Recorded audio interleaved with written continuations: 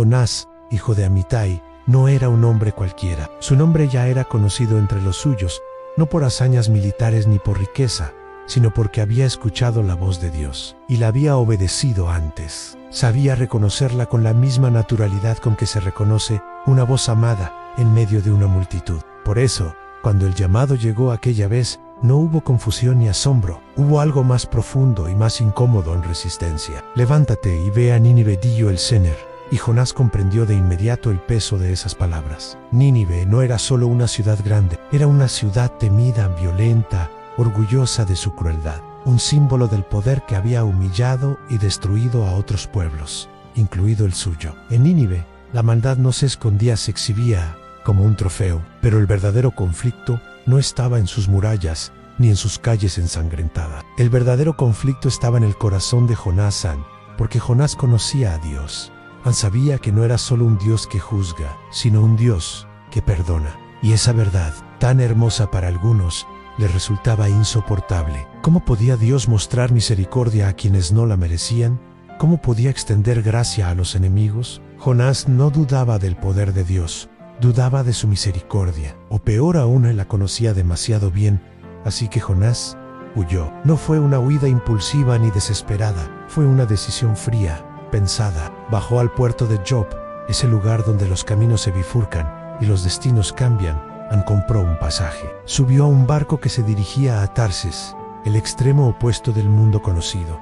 Como si la distancia pudiera borrar un llamado, como si el mar pudiera silenciar una voz eterna. En el barco zarpó. El viento era favorable, el mar parecía tranquilo, todo indicaba que la huida funcionaría. Pero hay historias, como esta, en las que el mar no es solo paisaje, sino un personaje vivo, atento, casi consciente. Y aquella noche, el mar decidió hablar. El viento se levantó con furia, las olas golpearon el casco, las velas se desgarraron como telas viejas, y el miedo se apoderó de los marineros. Hombres acostumbrados a la incertidumbre comenzaron a temblar. Cada uno clamaba a su Dios. Arrojaban la carga al agua, intentando salvar la nave y, con ella, sus propias vidas. Mientras tanto, Jonás dormía en lo más profundo del barco. No era el sueño de la paz, sino el de la negación. Porque a veces dormir es la forma más eficaz de huir de la verdad.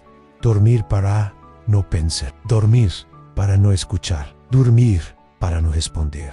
Cuando lo despertaron, las preguntas no dejaron espacio para el silencio. Eran preguntas urgentes, desesperadas, nacidas del miedo. ¿Quién eres? ¿De dónde vienes? ¿Qué has hecho? Y Jonás respondió con una verdad que cayó como un peso sobre todos.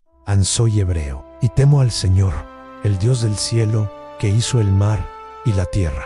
Entonces, el silencio se apoderó del barco, porque comprendieron que no estaban enfrentando una tormenta cualquiera. No era el capricho del clima, era algo más grande, algo sagrado.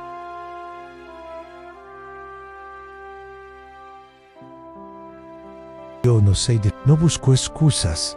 Sabía que la huida había terminado, y dijo simplemente: échenme al mar, y el mar se calmará. No habló como un héroe, sino como alguien que acepta las consecuencias de haber huido, y así fue. Su cuerpo cayó a las aguas oscuras. El mar se aquietó, en el barco continuó su camino, y Jonás comenzó a hundirse. Aquí la historia podría terminar, así lo harían muchos relatos humanos. Pero la Biblia no cuenta tragedias sin esperanza. No deja a sus personajes en el fondo del mar, porque Dios había preparado un gran pez, no como castigo, no como venganza, sino como un vientre extraño, húmedo y oscuro, donde Jonás no podía huir, pero tampoco morir. 3 días y 3 noches permaneció allí, suspendido entre la vida y la muerte, sin cielo, sin horizonte, sin control, y el agua, que para otros es destrucción, volvió a ser instrumento de gracia. Como ocurrió con Moisés, aquel niño indefenso colocado en una canasta sobre el Nilo, salvado de las aguas antes de saber quién sería. Moisés no eligió ser salvado, Jonás tampoco. Ambos fueron preservados cuando no podían decidir, cuando no tenían fuerzas, cuando solo la gracia podía sostenerlos. En Jonás, como en Moisés, Dios actúa antes de la obediencia, antes del arrepentimiento, antes de cualquier mérito. Esta es la lógica del nuevo pacto en la gracia. No espera que el hombre cambie para acercarse, se acerca para que el hombre pueda cambiar. Dios no rescata porque obedecemos. Obedecemos porque primero fuimos rescatados. Pero Jonás aún no ha orado, aún no ha hablado con Dios, aún no ha entendido nada, porque hay encuentros con Dios que no ocurren en la luz, sino en la oscuridad más profunda. Hay oraciones que solo nacen cuando ya no hay escapatoria, y es allí, en el silencio del vientre del pez, donde la historia está a punto de dar un giro inesperado. Encerrado en la oscuridad, sin poder huir ni controlar su destino, Jonás hará algo que no había hecho desde que escuchó el llamado en dejar de correr. Y desde ese lugar imposible, elevará una oración que cambiará no solo su rumbo, sino su comprensión de la gracia. En el próximo capítulo, la oración desde las profundidades y el Dios que escucha, incluso cuando todo parece perdido. Si esta historia te está hablando, suscríbete al canal y continúa este viaje, porque la gracia no ha terminado con Jonás y tampoco ha terminado contigo.